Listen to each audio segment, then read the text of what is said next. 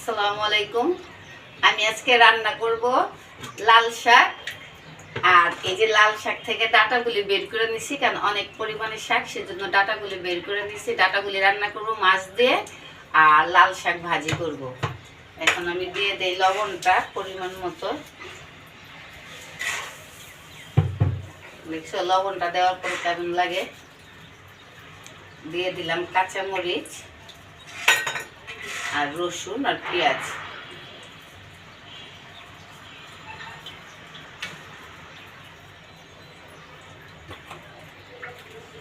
ঢাকনা দিয়ে ঢাকা দেই, তাড়াতাড়ি ঢাকনা দিয়ে ঢাকা দিলে তাড়াতাড়ি সিদ্ধ হয়ে যায়।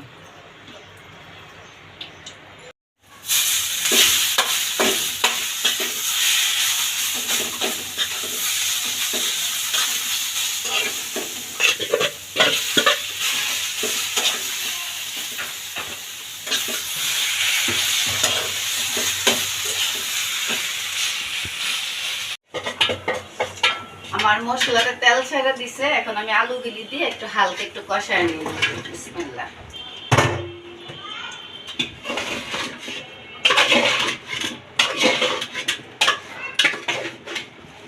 আলু পরে তারপর একটু ডাটাগুলি ছেড়ে দেবো।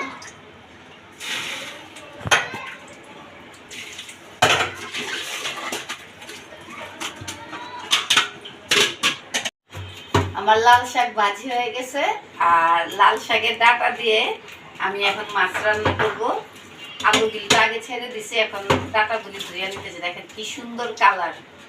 লাল শাকের ডাটা যে এত সুন্দর হয় জানি না, অনেক সুন্দর একটা কালার আসছে। লাল শাকের ডাটা দিয়ে যে মাছ রান্না করা যায় এটা আমি জানতাম না। ছোটবেলায় একবার আমার বড় আপা শাশুড়ি রান্না করছিল মাগুর মাছ দিয়ে লাল শাকের ডাটা। ওই রেসিপিটা আজকে আমি করতেছি। আমার আলুটা কষানো হয়ে গেছে, সুন্দর মতো আলুটা কষানো হয়ে গেছে। এখন আমি ডাটাগুলি দিয়ে দেব। বিসমিল্লাহ।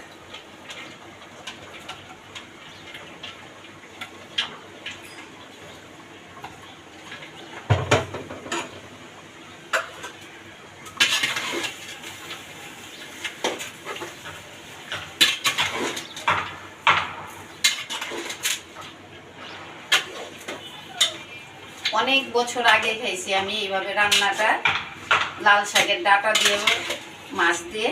আর আজকে খাবো। ছোটবেলায় খাইছি, আর এখন তো নানি হয়ে গেছি, এখনকার সময় খায়া দেখি কেমন লাগে।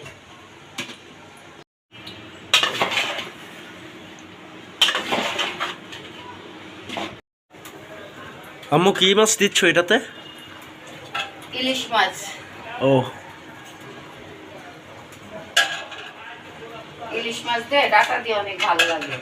এই যে ইলিশ মাছের মাথা দিয়ে দিলাম।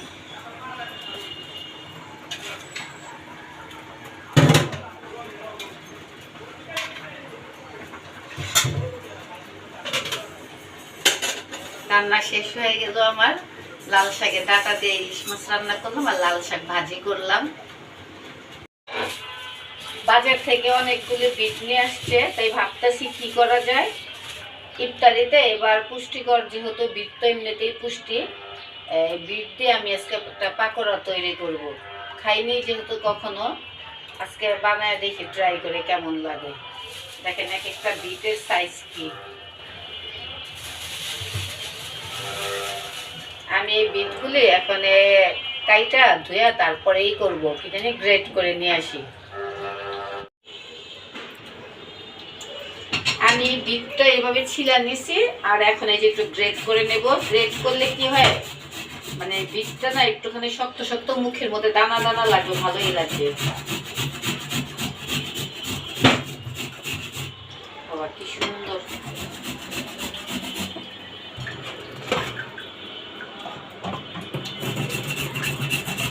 আম্মু কি করতেছো? আমি আজকে বিটের পাকোড়া বানাবো। আমি একটু সামান্য করে একটু বাটার দিয়ে নিলাম। নামাজ পড়ে এসে বললাম, তাও তোমার ইফতার রেডি হয়নি? এই যে হয়ে যাবে এখনই। এই যে বাটারটা আগে দিয়ে একটু গালায় নিলাম এখানে। দেখছো বাটারটা কেমন লাগবে? হ্যাঁ, ভালোই তো লাগবে।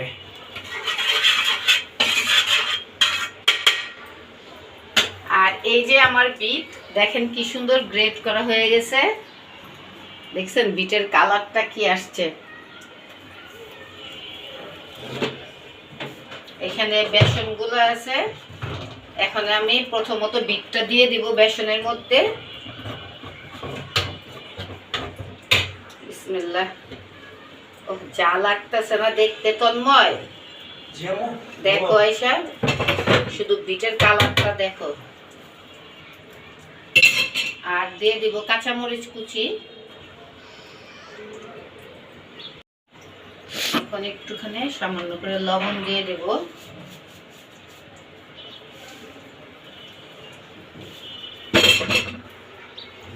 আর এই যে ধনিয়া পাতা, এখন সবগুলো আমি একসাথে করে মেখে নেব।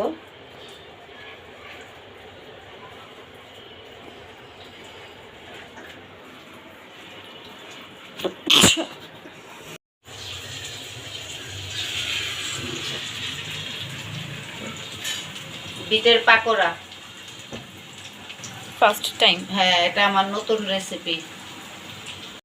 আজকে অনেকগুলি টাটকা ধনিয়া পাতা নিয়ে আসছে, তাই ভাবলাম যে কয়টা পাকোড়া বানাই। ধনিয়া পাতার পাকোড়া অনেকদিন আগে টিএসসিতে গেছিলাম, সবাই মিলে ঘুরতে, ওইখানে ধনিয়া পাতার পাকোড়া খাইছি, খুব ভালো লাগছে।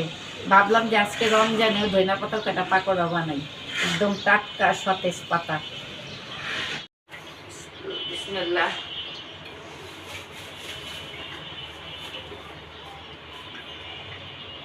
আলুর চপগুলি আগে ভাজবো।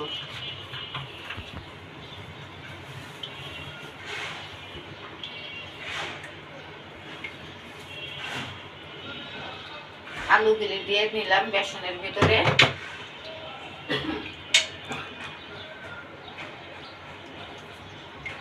বিসমিল্লাহ।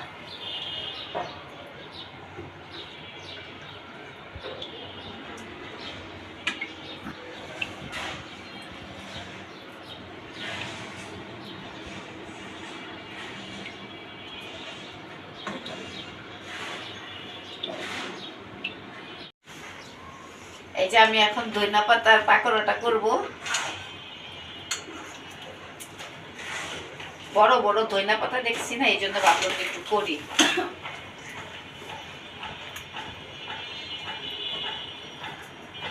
দেখি কড়াইতে জায়গা হয় কিনা, কড়াইটা আবার আমার একটু ছোট। বিসমিল্লাহ।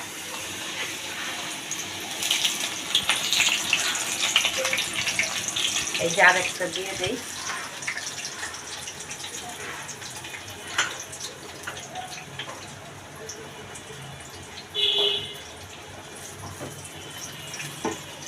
দুটো হবে আম্মু? হ্যাঁ হ্যাঁ হবে। দুটার বেশি আবার দেওয়া যাবে না।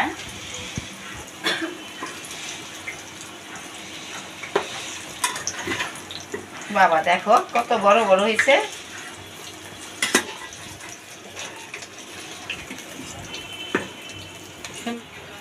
এই দেখেন কি সুন্দর হয়েছে ধনিয়া পাতার পাকোড়া, মনে হয় যে একটা চিংড়ি মাছ ভাবছি।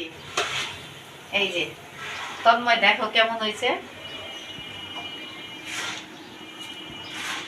দাদা আরেকটা ছাড়ি, দেখছো কত বড় ধনিয়া পাতা।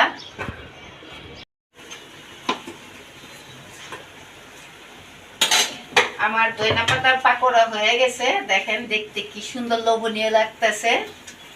এক একটা কি বড় বড়। আর এখন আবার বাহির থেকে নিয়ে আসলো কি এগুলি আছে দেখছো, বেগুনি। বেগুনি আবার ঘরে করি নাই, ওর আব্বু আবার বাহিরে গেল, বাইরে থেকে আবার এই যে নিয়ে আসছে কতগুলি ভাজা পোড়া। আল্লাহ, এগুলি আবার নিয়ে আসছে এই সবজি, দেখছো এগুলি আমার কোনো দরকার ছিল?